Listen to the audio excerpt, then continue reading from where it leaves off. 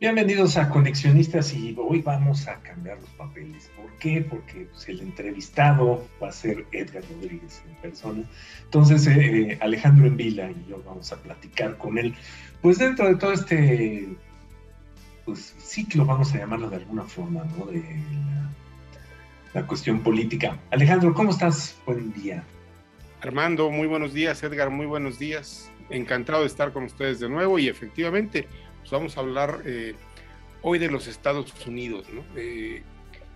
El vecino incómodo, el vecino inevitable y también el socio comercial que le permite a México muchas oportunidades y que le permite muchas cosas. Me voy a aventurar un poco. Si hoy la crisis de México, llámela usted crisis post-pandemia, de la pandemia o como sea, no es más grave, que sí es grave, tiene mucho que ver con la cantidad de mexicanos que viven en Estados Unidos, que producen en Estados Unidos y que manda dinero a México. Lo que ocurre en Estados Unidos nos afecta y nos afecta profundamente. Así ha sido a lo largo de nuestra historia y así seguirá siendo, porque, insisto, es nuestro socio comercial. Y le guste o no a una buena parte de la sociedad, yo creo que cada día como países, como región, estamos más integrados, aunque tengamos profundas diferencias. Sí. Y bueno, en Estados Unidos pasan cosas muy importantes, muy importantes. Edgar Rodríguez radicas allá desde hace ya un buen rato, bastantes años. Pues ahora nos toca preguntarte a ti, ¿no? ¿Qué pasa con la sociedad americana? Hay versiones que dicen que es una sociedad fracturada, hay interpretaciones y hemos visto fenómenos que no habíamos visto en la política americana, en la sociedad americana en los últimos años. Por eso este programa está dedicado a eso. Yo empezaría, Edgar, preguntándote, eh, a ver, y vamos rápido, ¿por qué se habla de que el presidente Biden no está en un buen momento cuando la economía norteamericana parece estar en un buen momento a pesar de la pandemia y de todas las consecuencias que la pandemia ha arrojado para esta economía y para todas las economías del mundo? Pues ahora sí me tocó estar del otro lado, a ver, para que vea lo que se siente. Este, pues mira, antes de responderte, Alejandro, yo creo que es importante, como dices, entender lo que pasa en Estados Unidos, porque ahora que vivo aquí, eh, me pasa y puedo ver, ¿no? Las reacciones de nuestros públicos, audiencias y amigos que están del otro lado de la frontera, en este caso en México. Y como que siempre que hay algo me preguntan, bueno, ¿y dónde está México? ¿No? O sea, como si esta relación en términos de eh, la frontera fuera más allá y fuera equidistante y es más simétrica, ¿no? Lo que nosotros, para lo que México importa a Estados Unidos debería ser igual. Y la verdad es que para los mexicanos tristemente no. Inclusive estos fenómenos de las reuniones bilaterales en donde hay amplios sectores de la población de México que esperan que el factor que desequilibre al presidente mexicano sea el presidente Biden, como si México fuera uno de los temas que realmente le preocupan a Estados Unidos, y la verdad es que no. Entonces, es por eso, para mí, más importante entender muy bien la política gringa, la política y la cultura, para poder ver dónde puede caber México, ¿no? En qué espacios sí entra, en qué espacios no entra, y eh, tomar distancia, ¿no? Para quienes se encuentran en México. Ahora sí, contestando a tu pregunta, yo creo que señalas un tema interesante porque no es, yo diría, fácil la respuesta. Hay muchos factores que tienen al presidente Biden donde está. En la última entrega en la caja de Petri, aquí en el espacio de Conexionistas, hablé en un artículo sobre la tormenta perfecta y distingo 10 factores, ¿no? No quisiera yo mostrar o leer nada de lo que está ahí, pero dentro de esos 10 factores yo creo que habría dos muy importantes. El primero tiene que ver con un aspecto cultural, y ese aspecto cultural eh, se explica por lo que el americano cree que es y por esta figura del presidente que el americano necesita tener, el norteamericano necesita tener. ¿no? Recientemente salió un libro que es una maravilla, lo recomiendo mucho, que habla sobre, es un estudio que se hace sobre los discursos de las iglesias evangélicas grandes durante la campaña del presidente Trump, durante ese fenómeno electoral. Y quien lo escribe es un académico de la Universidad de SMU en Texas, porque le interesa mucho entender dónde está esta cultura, ¿no? Este estado de excepcionalismo, como ellos mismos le llaman, en donde Estados Unidos es un país que es único, que es favorecido por Dios, y por lo tanto tiene el derecho de hacer muchas cosas y por lo tanto tiene un liderazgo, ¿no? Que emana, ¿no? De esta buena voluntad que Dios le tiene al cristianismo evangélico que formó esta nación, que se exacerba con la Guerra Fría y a la caída del muro de Berlín es como, ¿no?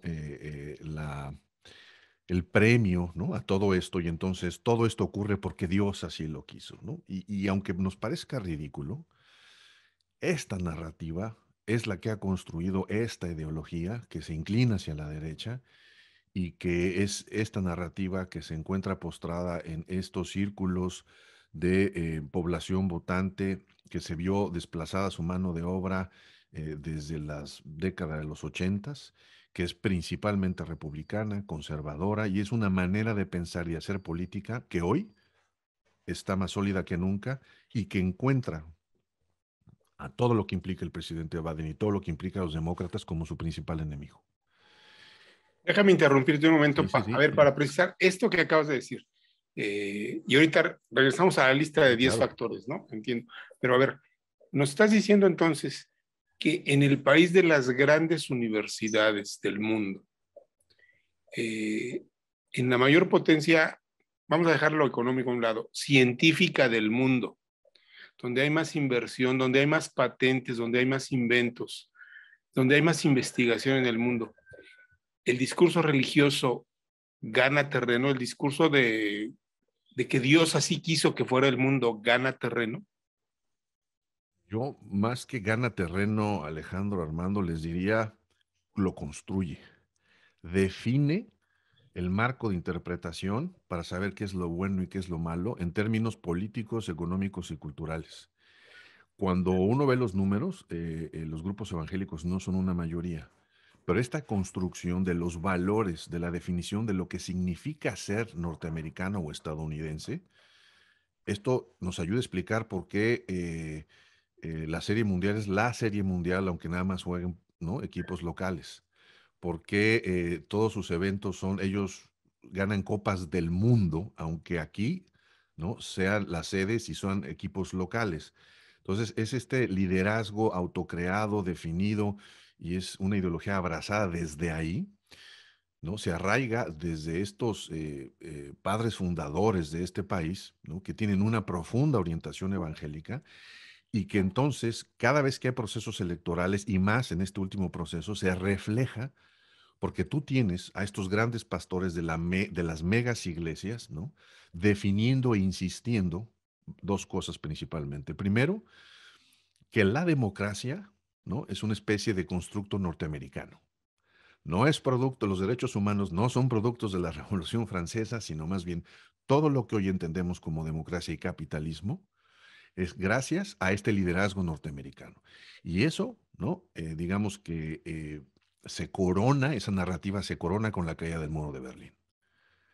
Y hoy vemos cómo la definición de capitalista, la definición de conservadurismo son definiciones que están arraigadas profundamente en el sentimiento americano. Y yo me atrevería a decir, ahora que tocas esas universidades, que esa educación, ese modelo neoliberal que se instala, a la cual los líderes mexicanos y de América Latina y de todos lados del mundo vienen a Estados Unidos a estudiar, a aprender exactamente los mismos criterios. Hoy yo me atrevería a decir que la definición de lo que es ser capitalista es una definición norteamericana, no es el modelo europeo. Es una definición norteamericana que está influida por estos lados. Este país tiene en sus raíces, ¿no? Estas creencias religiosas que es imposible separar. El presidente toma cargo y declara sobre una Biblia. En los billetes está impreso, es la confianza de Dios. Los discursos de los políticos locales, entre más local, más lo vemos.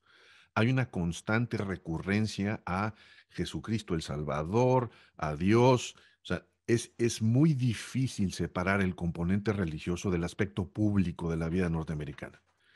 Y entonces es un factor cultural que nos recuerda que todavía, ¿no? Es más, no todavía, sino que este asunto segregacionista, este asunto racista, clasista, no solamente a pesar de todos los esfuerzos de corrección política y los avances que hay que decir lo que ha habido, no se va a erradicar. Y este estudio que les decía encuentra cómo dentro de estos discursos de los grandes pastores de las mega iglesias, si hay algo que no se menciona ahí, es al pobre. Como que la pobreza norteamericana es algo que no se toca. Y Claro. entonces empezamos a ver cómo no hace sentido apelar a esas bases para rescatar ese discurso.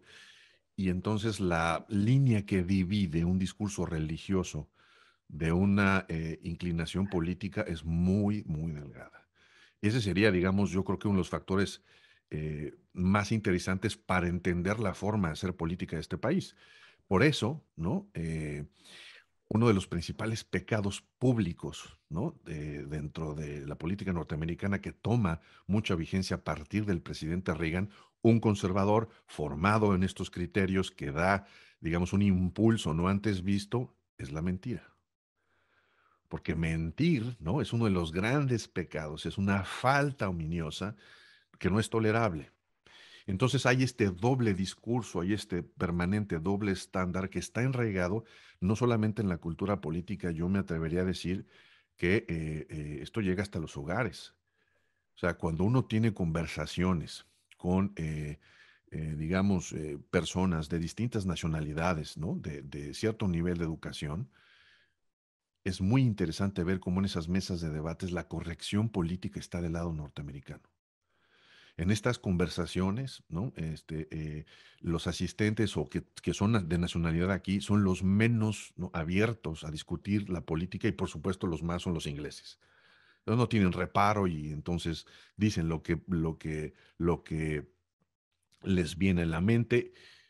Hay esta corrección política y que es muy cuidadosa, que se mantiene en esta línea y entonces ser de izquierda y ateo son dos de las peores cosas con las cuales tú te podrías identificar en un país como este. A ver, Sí, déjame provocarte o intentar provocarte. Yo sé venga, que no es venga. fácil. Pero a ver, hablas de las mega iglesias y de los pastores y de esta concepción y de esta ética evangélica, ¿no? Así es. Donde efectivamente ser pobre prácticamente no es una opción. Eh, Eso impulsa una cultura del trabajo muy interesante. Pero bueno, voy a otro punto. El presidente Biden es un presidente católico, el segundo presidente católico de Estados Unidos. Eh, y ahí va la provocación. En tu opinión, ¿tiene algo que ver eh, su, su credo con la debilidad política que hoy presenta? Sí, pero no significativa. O sea, no es bien visto en estos círculos extremistas, ¿no? De iglesias evangélicas, porque hay una clara división y hay una clara disputa, ¿no? con el catolicismo, pero también hay que entender que el catolicismo está instalado sobre todo en los estados del noreste, ¿no? Sobre todo en Massachusetts, y tiene muchísima fuerza. Yo diría que no es un elemento que le resta puntos, sino más bien es este pensamiento cristiano conservador que se inclina a la derecha y que se encuentra en la extrema derecha, que identifica a lo demócrata como comunista. Cualquier cosa que el demócrata tenga pro sociedad es comunista. Es comunista. No importa si es a favor de la empresa, para el denominador común del ciudadano de la calle, eh, la socialdemocracia no existe. Es imposible que haya una izquierda que se preocupe y que le interese el capital y y que promueva formas productivas. Es Eso no es, comunismo. es comunismo. Inconcebible. Inconcebible. Tal Entonces, cual.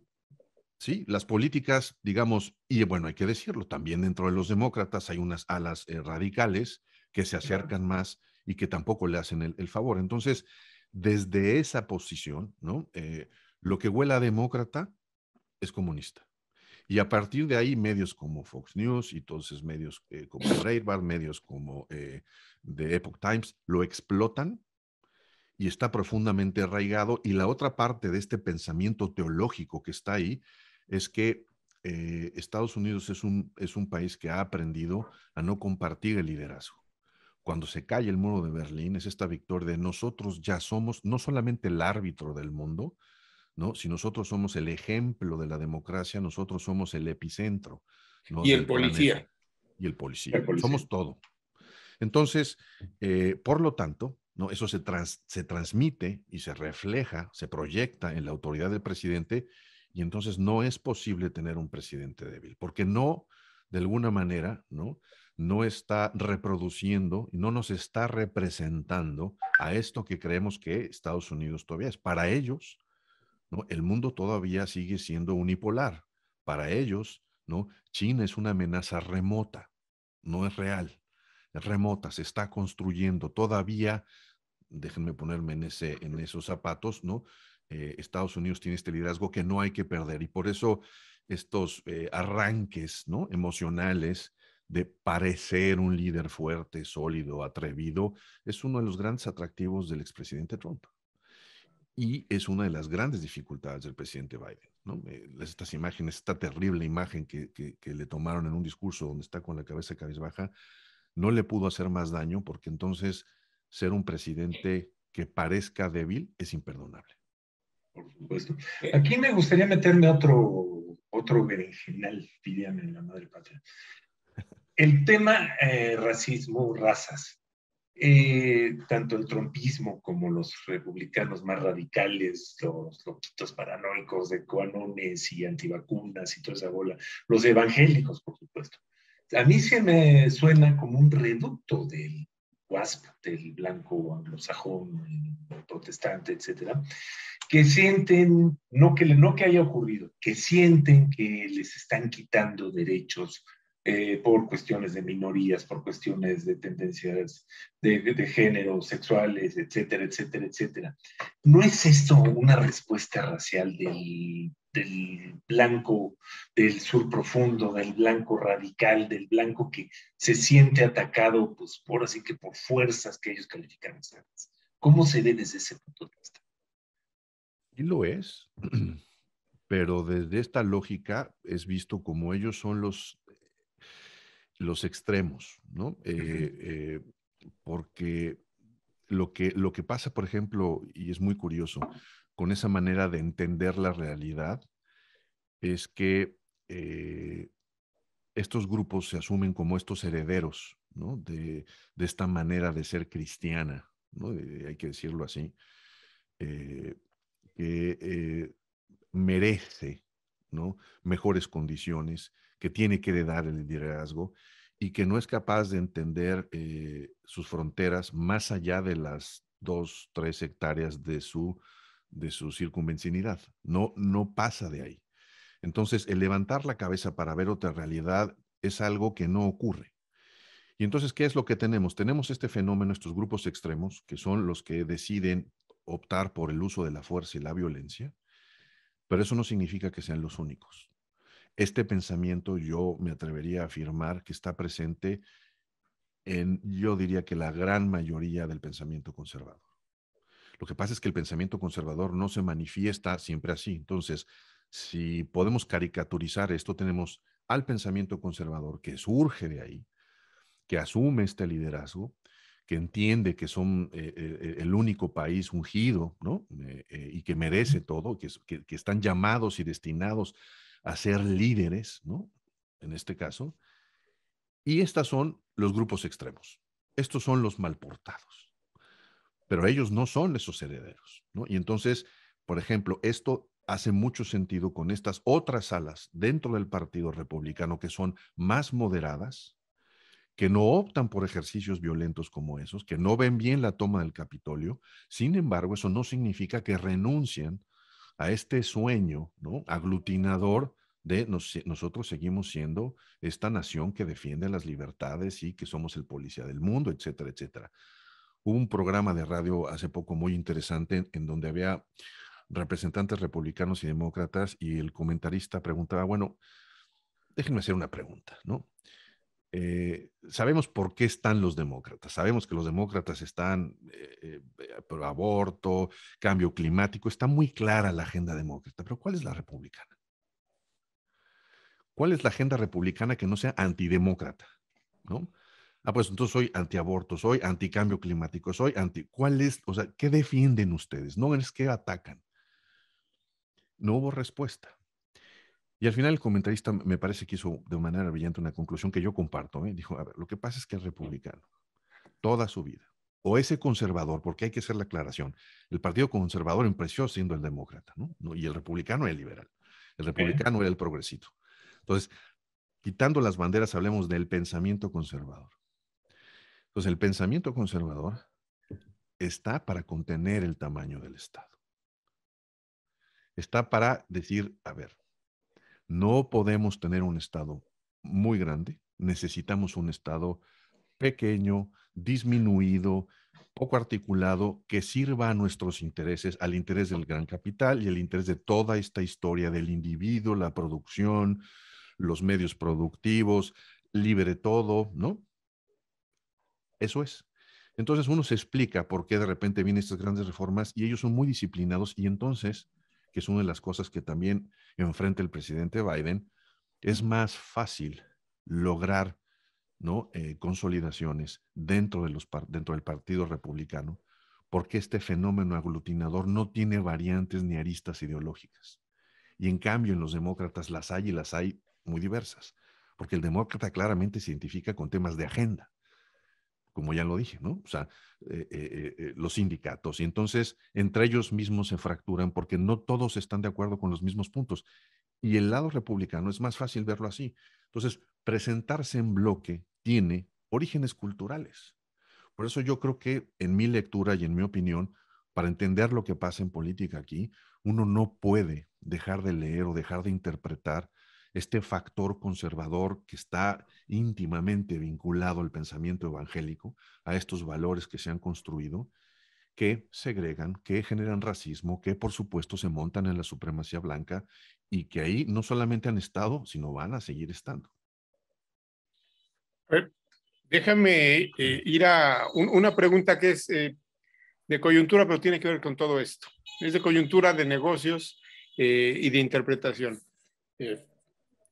Hablabas hace un rato de las noticias, de todo lo que la cadena Fox representó en la construcción de este discurso, de esta cultura, de esta visión del mundo, toda esa influencia que tienen en el Midwest norteamericano.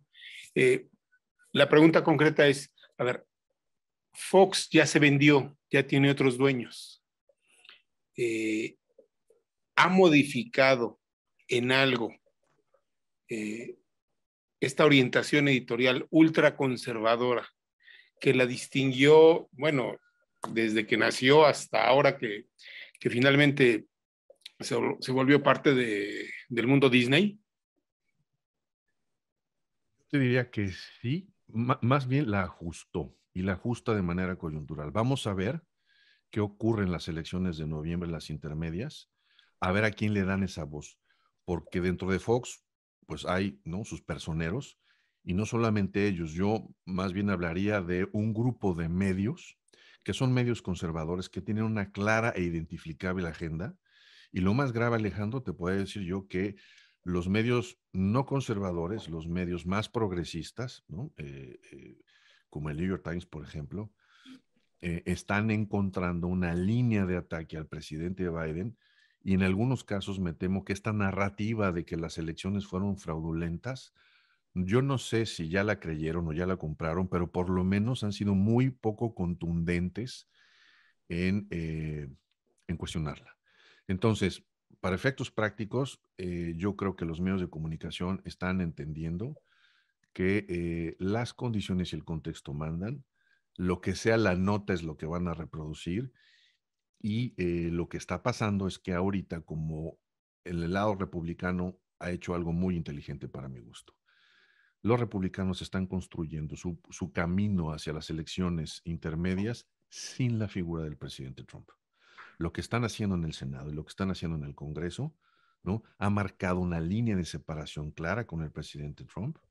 Inclusive el presidente Trump ha manifestado inconformidad y choques con el líder de la mayoría del Senado, que es un viejo político del estado de Kentucky, y que no necesariamente están de acuerdo. Entonces, los republicanos ya se dieron cuenta de que pueden construir sin la figura de Trump. Eso va a estar por aclararse. Entonces, yo te diría que, para contestar tu pregunta, los medios todavía no ven claro ese camino en el que van a tomar un partido. Han disminuido su agenda, digamos, radical en ese sentido. ¿La han atenuado? Sí, y yo diría que momentáneamente. Vamos a ver, en la medida que avance el proceso electoral, cómo se comportan. Yo veo muy difícil que se mantengan ahí, ¿eh? Yo sí creo que van a retomar otra vez, ¿no? Y se van a montar en esto, principalmente porque ya hay medios así. Y entonces, para competir por la nota, yo me imagino y quiero pensar por lo que han mostrado antes, que van a regresar a este amarillismo, a este escándalo, para seguir estando presentes, ¿no? En este ánimo de la gente. Podría venir una ruptura, perdón, Alejandro, No, no, no, rápidamente. ¿Podría venir alguna ruptura al interior del Partido Republicano? Fíjate que esa es una muy buena pregunta. La verdad es que no tengo respuesta. Las posibilidades están, pero si algo tiene el Partido Republicano es que son muy prácticos, muy, muy, muy prácticos y entienden, ¿no? Qué es lo que les conviene. Lo único yo creo que podría eh, promover una ruptura es que ellos sean capaces de construir un liderazgo que balancee el poder y el magnetismo del presidente Trump. Porque si no, lo secuestran y no van a poder hacer nada como no lo hicieron en el proceso electoral pasado. O sea, ese es, digamos, el fenómeno. Puede pasar, por supuesto que puede ocurrir. ¿Y qué es lo que define si los elementos del proceso que está en vigencia para encontrar culpables? Hay dos procesos que tiene el presidente Trump, digamos, a él y a su familia ahorita en procesos de investigación. Uno son actos de corrupción y el otro su intervención en la toma del Capitolio el año pasado. Entonces, si eso se agrava y hay elementos suficientes para que esto se lleve a cortes y entonces se ventile todo este asunto, hay todas las posibilidades. Pero la verdad es que el magnetismo del presidente Trump, sobre todo explicado por eso, porque él es la voz, fíjate qué paradoja, un hombre, un junior, ¿no? Que crece, ¿no?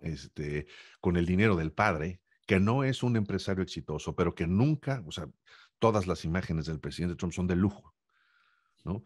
Él no representa esa clase trabajadora de los círculos de los trabajadores del campo o de las empresas de manufactura que movieron todo su mano de obra fuera de los Estados Unidos, sienten que lo representan. Qué curioso, ¿no? Es un Un fenómeno elitista psicológico neoyorquino, ¿no? y por supuesto. nada más alejado de Exacto. la realidad del trabajador blanco norteamericano desplazado u olvidado por el neoliberalismo, ¿no?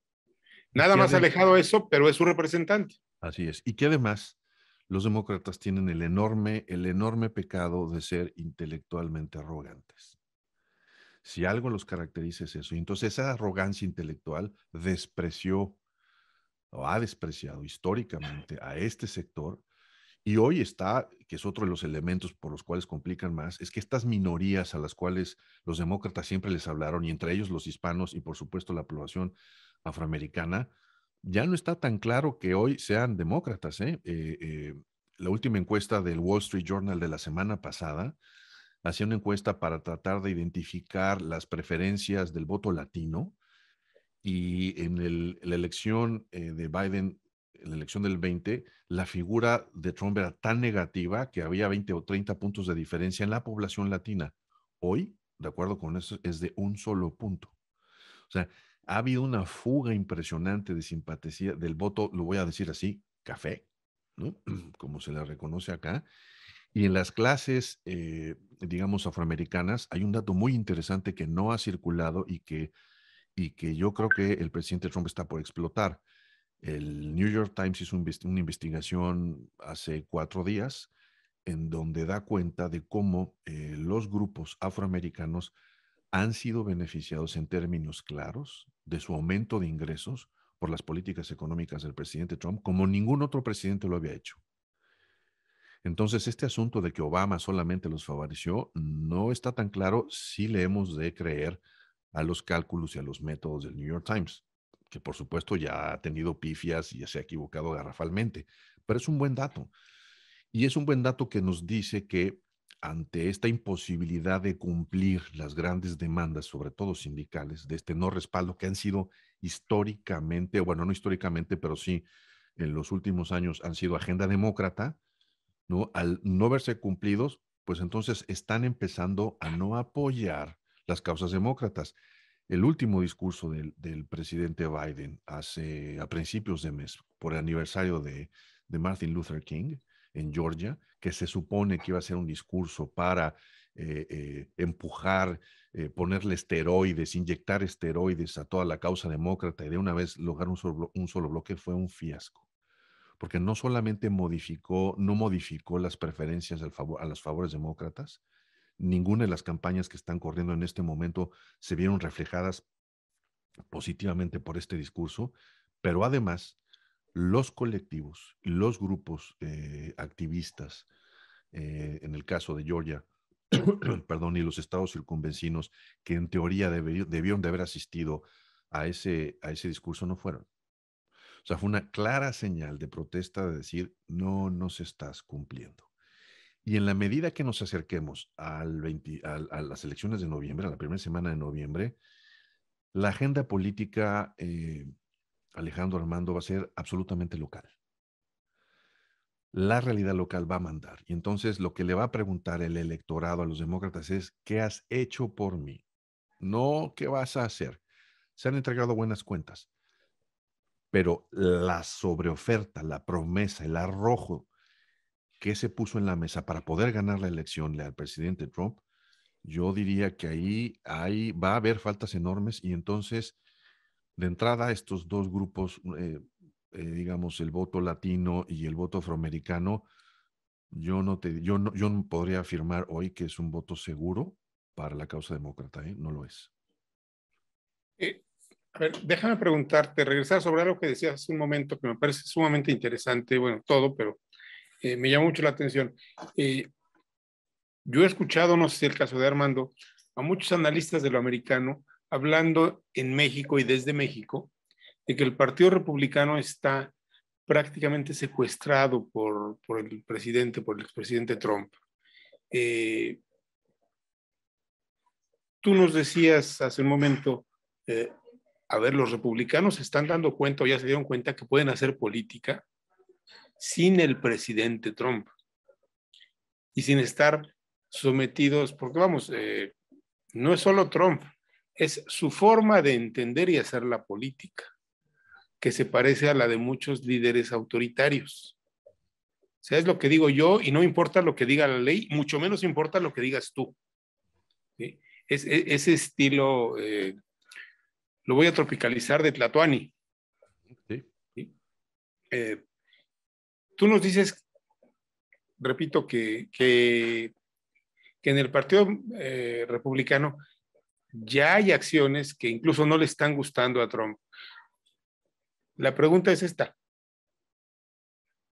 ¿Tú ves la posibilidad de que los republicanos, la posibilidad real, de que los republicanos postulen a alguien diferente a Donald Trump en las próximas presidenciales?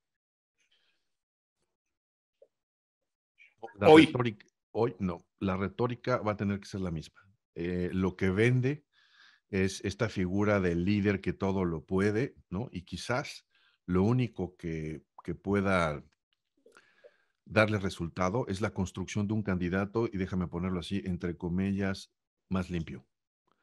Es decir, que no tenga estos antecedentes en contra de las mujeres, antecedentes malos manejos económicos, todo esto que ya sabemos. Pero el perfil ¿no? Difícilmente se va a quitar porque ya esa es una construcción, digamos, político-social en el imaginario de este votante que yo veo muy difícil que abrace un perfil de un candidato distinto. Entonces, hoy tenemos el trumpismo, ¿no? Que está ahí. Y hay una cosa que más que agrava y complica el escenario, no solamente para el presidente Biden, sino para el país. Una de las cosas que Trump identificó y lo identificó muy bien fue entender que en esta narrativa del desconocimiento al voto, del me robaron la elección, los funcionarios de casilla, para ponerlo en términos mexicanos, ¿no? Que cuentan los votos y el funcionario que certifica la votación, es más importante que el candidato ahora. Porque el candidato puede ganar, pero si la sospecha ya está instalada ahí, por lo pronto en los 19 estados que ya cambiaron sus leyes, ese es uno de los pleitos que, digamos, los demócratas tienen ahorita en el Congreso, una de las grandes leyes que promovieron para evitar esto. ¿Qué han hecho los republicanos?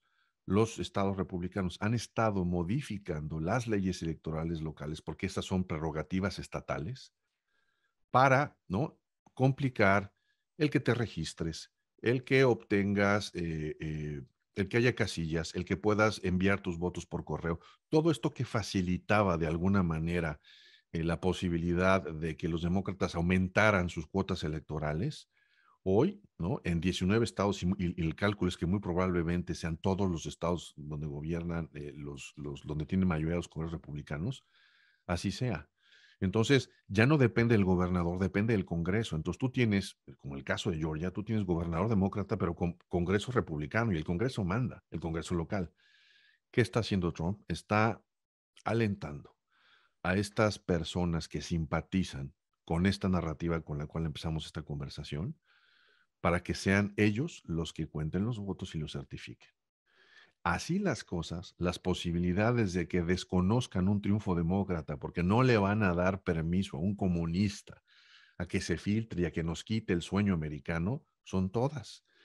Entonces tenemos un trumpismo sin Trump, y entonces va a ser muy difícil que haya esa disociación.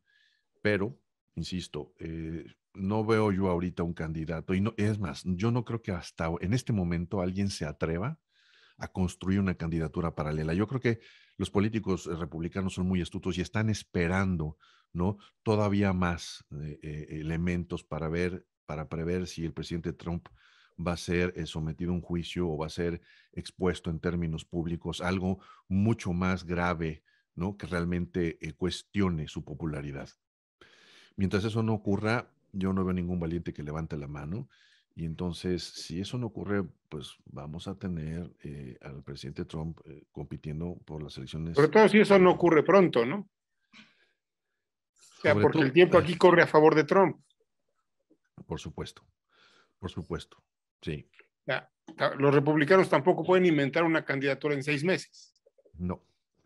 Entonces, entre más tiempo pase para que alguna de las causas penales que existen en su contra progrese, más se consolida él como el único candidato posible de los republicanos.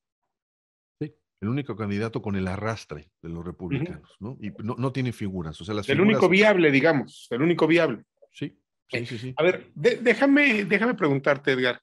Entraste un poco, quisiera ver si podemos entrar un poco más al tema del proceso electoral norteamericano y de las normas electorales norteamericanas. Ya nos decías tú, a ver, a diferencia de México y de otros países, no hay una ley federal electoral en Estados Unidos, ni una ley de partidos políticos, ni una ley de medios de impugnación que sea federal, como ocurre en México. No hay un INE, por supuesto. Son esquemas de organización electoral estatales. Cada entidad federativa, cada estado norteamericano organiza las elecciones, tiene su propia ley, cuentan sus votos y va para adelante. Una de las cosas que, pues, en las que México se volvió bueno, aunque no lo quiera reconocer, fue en organizar elecciones, y reconocido además en el mundo. Sí es cierto, nos gastamos un cerro de dinero en organizarlas, pero es producto de la desconfianza que nosotros mismos tenemos en nuestras elecciones. Tanta que a pesar de todo lo que nos gastamos y de lo bien organizadas que están en los últimos años, desde el poder hoy las bombardeamos, ¿no? Seguimos sin creer en nuestro órgano electoral como deberíamos. Esta narrativa norteamericana, bueno, esta narrativa republicana trompista de me robaron la elección, sustentada únicamente en acusaciones, sin pruebas, pero que no ha sido desarticulada desde el gobierno por los demócratas, no ha sido desarticulada desde los medios de comunicación, por los grandes periódicos, por las grandes cadenas de televisión, que finalmente tendrían una responsabilidad, porque ellos no tienen por qué tener militancia, aunque todos tienen simpatía por uno u otro partido, y además lo dicen abiertamente, y creo que no tiene nada de malo. El chiste es que no han desacreditado este discurso de me robaron la elección, y el discurso ha ido ganando terreno sin presentación de pruebas. Una historia que suena bastante parecida a la de muchos otros países latinoamericanos, México incluido. Pero a ver, ¿qué se puede hacer? Yo hasta donde sé no hay un esfuerzo suficientemente consolidado para mejorar el sistema electoral norteamericano. En mi opinión, después de esta última elección ya traía arrastrando muchos problemas. Incluso el modelo de la democracia indirecta pues es bastante cuestionable porque no es normal en una democracia que se convierta en presidente el candidato que tiene menos votos de ciudadanos, pero tiene más votos de electores. Eso no es normal. Digamos, en mi opinión es una distorsión. Y a Estados Unidos ya le ocurrió, bueno, por lo menos dos veces, ¿no? Con Bush y luego con Trump y Hillary, ¿no? Con Bush hijo. ¿Va a ir Estados Unidos a las elecciones? Y esta es la pregunta, perdón por todo el recorrido. ¿Va a ir a las elecciones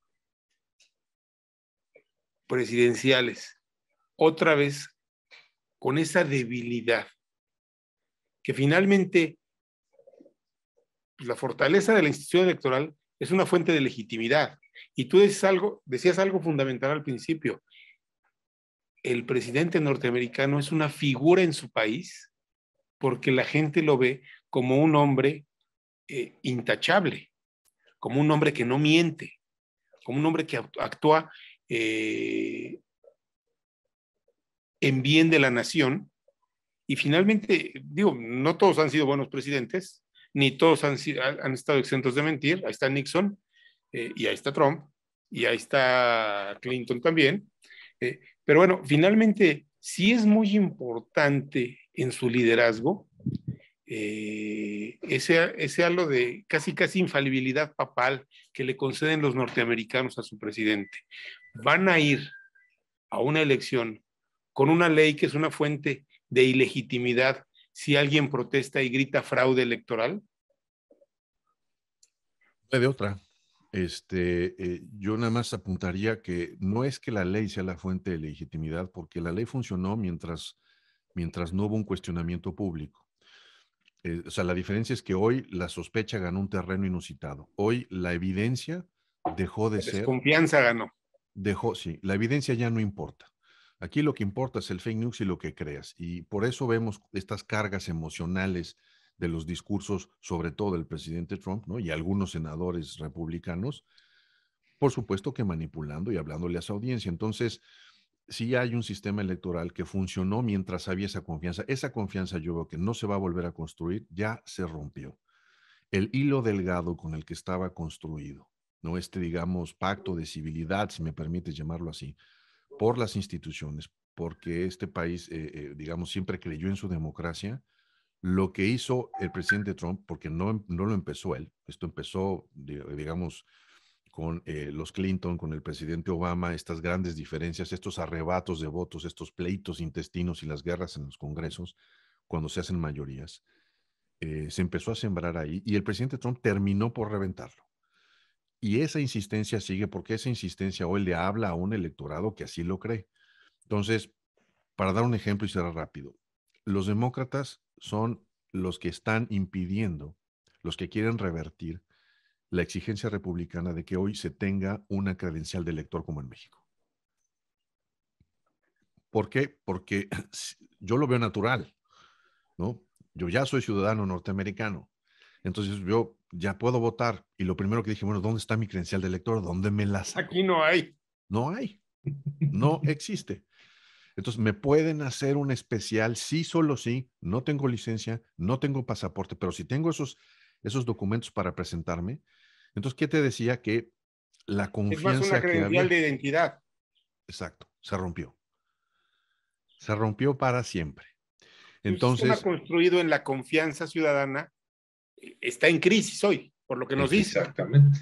totalmente en crisis, totalmente en crisis. Yo sí veo una reedición de la guerra de secesión en términos modernos, que está tomando otro rostro y que en este país lo que necesitas para hacer grandes eventos, y con esto cerraría, digamos, este otro elemento que explica esta debilidad del presidente Biden, entre los muchos otros que menciono en este artículo, es esta falla en el cálculo de una mayoría en el Senado, porque tú para pasar una ley necesitas 60 votos.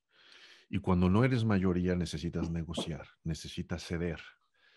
Y esta mayoría ficticia, como yo le llamo, que tienen los demócratas, porque hoy quien hace el voto de diferencia es la senadora Kamala Harris, porque están empatados, pero hay dos senadores que primera están, digamos, identificados con la demócrata, pero son independientes. Uno es el senador Bernie Sanders, por ejemplo. Si a eso agregamos que tenemos estos dos demócratas que parecen republicanos, pues no hay mayoría. Y tú necesitas hacer eso. Y hay una figura, ¿no? Que es una figura muy peculiar de la política norteamericana, que es el filibustero. No está en la ley, es una práctica común, ¿no? El filibustero es esta persona que, para evitar que una iniciativa de ley entre a piso al Senado, alguien de los republicanos o alguien de los demócratas, porque ha sido usada por ambos partidos, se apunta en la lista para tomar piso, toma el micrófono y puede No lo hablar suelto. de lo que se le pegue la gana. No lo suelta. Puede estar ahí 18 horas, ¿no? Porque agota el tiempo de agenda y no permite que entre y no se vota. Entonces, para que los Ahí no tienen demócratas... prácticas como detén el reloj legislativo. Exactamente, exactamente, exactamente. Entonces, Detén para el que los tiempo. demócratas pasen sus leyes, necesitan eliminar esa figura para poder hacer un ajuste que les dé una mayoría simple, decir, bueno, pues con los 50 votos más uno lo hacemos. Entonces, está bien complicado, está muy complicado y quizás yo terminaría diciendo que además de todo esto, tenemos la pandemia y Omicron, ¿no? Viene a restarle importancia a todos los logros del presidente Biden. Las políticas para gestionar la pandemia solamente han servido para asusar e instigar a estos grupos otra vez antivacunas. Veamos lo que está pasando en Canadá. Una manifestación de un grupo no menor de traileros de transporte, porque el acuerdo es que en el acuerdo de la frontera Estados Unidos-Canadá, los transportistas se vacunen y utilicen y tengan estas medidas. Y entonces están negándose a ello. Entonces hay cada vez una resistencia creciente y esto es culpa de la administración en turno desde los ojos del público en Claro. general. O Oye, sea, además, eso que dices, a ver, en un país con una enorme cantidad de personas que no se quiere vacunar y no se va a vacunar, digo, Omicron va a resultar costosísimo en términos de vidas y de dinero también. un tercio de la población de Estados Unidos no se va a vacunar. Esto ya Exactamente. Gallup hizo una encuesta. Entonces, está en la Casa Blanca, tienes que tener una política pública para gestionar la crisis. No puede ser de contingencia porque ya no fue sorpresa. Y entonces tienes que gestionar política pública pensando en que tienes un tercio de la población que no quiere vacunarse. Y ese tercio de la población, seguramente el 90%, es un voto republicano. Entonces, pues desafortunadamente ya nos ponió el tiempo porque pues la plática está sumamente interesante, Edgar. Créeme, dejas cosas que aclaran mucho, pero dejas también muchas preguntas que podríamos seguir haciendo. Y que muchas preocupaciones. No, eso sí, la preocupación. Sí. Ahora para noviembre va a estar duro. Yo creo que deberíamos de repetir algo y sobre todo, pues vayas escribiendo, hay que decirlo, hay que repetirlo más bien. Todo esto surge de una columna que escribió Edgar en nuestro sitio, conexionistas.com.mx, que se llama La tormenta perfecta, el primer año del presidente Biden.